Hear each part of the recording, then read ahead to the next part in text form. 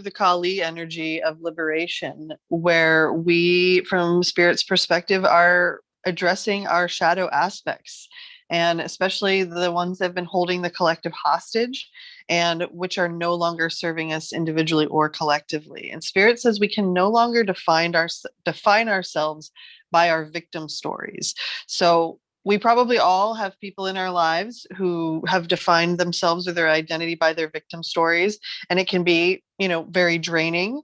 It can be, like Tom said, a bit of a wane on our energetic system when we are constantly surrounded by complaining or by energy that's putting us in that victim or martyr spiral. And so this liberation, Spirit said, is deep, courageous, and fierce, meaning it's probably not going to be gentle in the way that it releases us from this bondage. And we are rising up collectively from a state of willingness, Spirit says, finally, to break the chains that are holding us back. And it's requiring that we transform our past into something new and fresh and vibrant, trusting that we can thrive.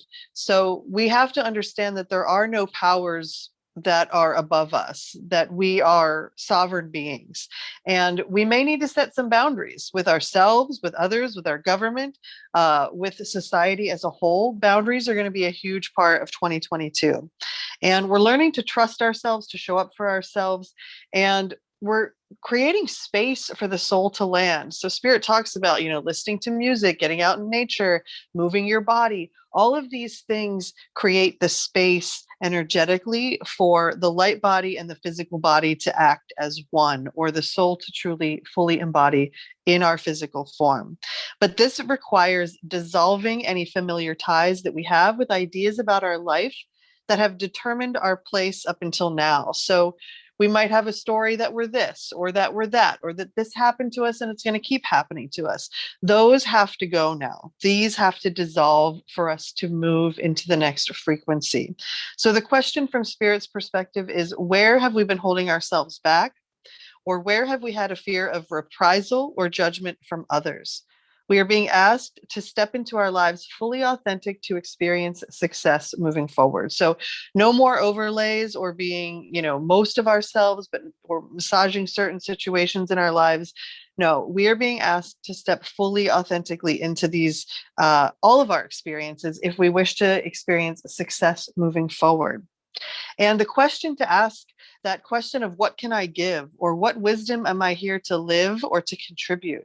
Because we have the power to liberate ourselves right now from caring what other people think. And this is a powerful tie that binds most of humanity, this fear of what other people think. So when we are able to release that and let that go, life expands for us in beautiful and miraculous ways that we cannot even fathom. And I remember when Spirit was offering this to me, this feeling of like, you don't have to care what other people think of you. It's none of your business.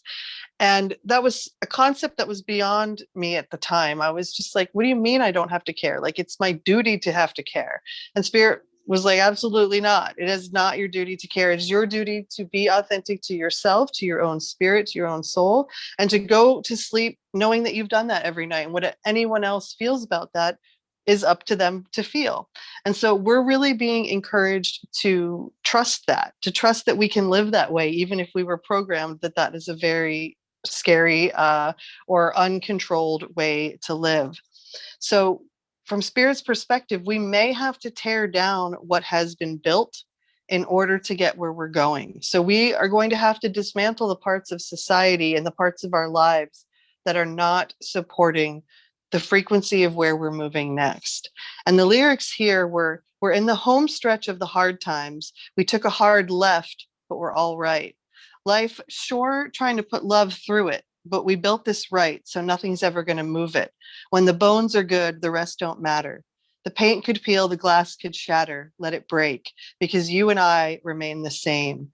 When there ain't a crack in the foundation, baby, I know any storm we're facing will blow right over while we stay put. The house don't fall when the bones are good. And this feeling from Spirit that the bones are good, that we can trust ultimately that the bones are good in this frequency that we are creating, even if it looks like the house and the glass and the paint, all of that's peeling and shattering. It has to, in order for us to move where we are going. We're being encouraged to call on the soul quality of courage, that it is available to us when we need to be courageous, and especially when we are most afraid to do so. We're being called to be fierce, loving, and willing to learn. So once again, being teachable, being humble. And to acknowledge that resentment and anger are festering once below the surface, and it's now emerging into the light and boiling over. So this is this coming to a peak or bursting at the seams energy that Spirit was speaking to. And Spirit is acknowledging it's easy to project our anger, our fear, our envy, and all of this ancient inherited rage onto everything right now and onto everyone. And yet, if we can stay aware that this is a collective wound being tapped, we can avoid projecting this onto strangers and those close to us, and releasing more pain into the world, just as it is trying to kind of bring itself back together. So Spirit acknowledges that rage and fury must have a way out of the body. So it's not something we can stuff back inside of us and deny, but that it can be expressed in a way and processed in a way without doing harm to ourselves and others. And particularly, this energy has the power to create something extraordinary.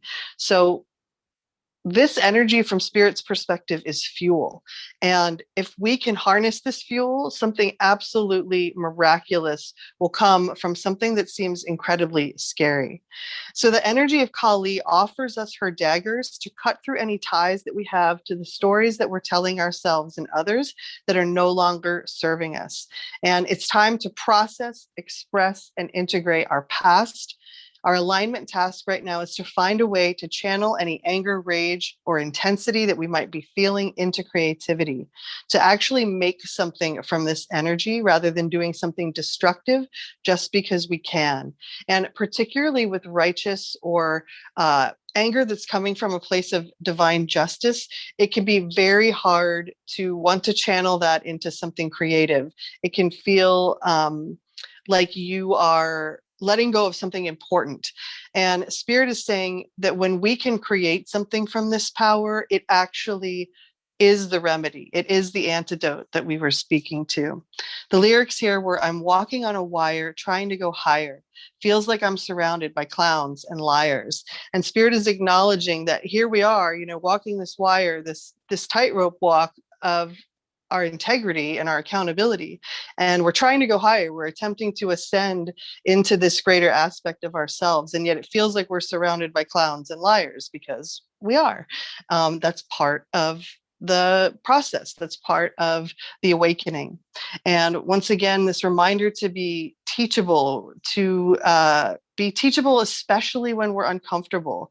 Just to be willing, Spirit says, is enough.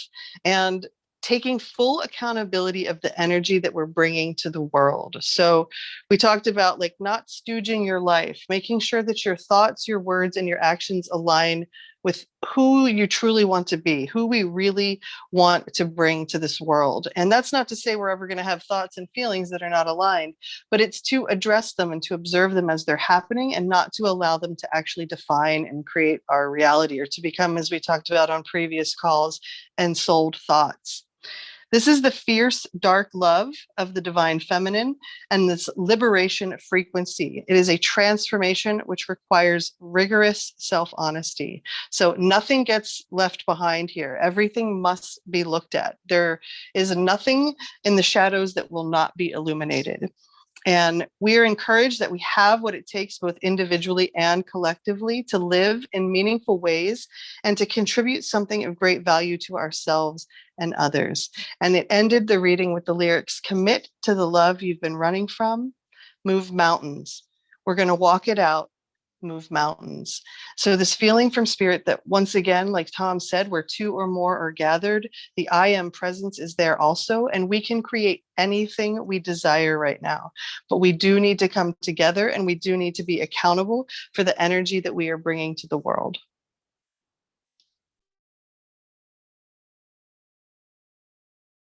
That was excellent. I don't see any hands up at the moment, but I'd like to open it up if anybody has any comments or anything they want to relate in terms of what we just went through. There definitely is some clowns and liars being propped up with regards to what we perceive as things that are government, what we perceive as things as state apparatus, state governments. Again, they're new draperies on old institutions, and a lot of this activity that they're partaking in is straight out of the Inquisition. And so they act like a church, but they don't want to be called a church. And so a lot of this stuff that pulls you down, a lot of this draining energy, a lot of this weaponized environment is meant to, kind of create a uh, like a solid soldier, like a solid person that is, not only maintaining a receptive capacity, no matter when they're under pressure or not. When it's easy going, it's easy to be receptive. It's when you start getting pressured, you start losing your neutrality and your ability to be in a receptive mode. And that's something that you can practice at every day, because every day there's something taking us out of our neutrality. So you can use that, even if you tap into the news for a little bit, just as something that you're consciously using to take you out of your neutrality, just so that you can find, your way back to it. That's a form of kung fu. It's like allowing a wave to knock you over so that you can feel what it's like to be able to get back up with when your legs are getting taken out from under you.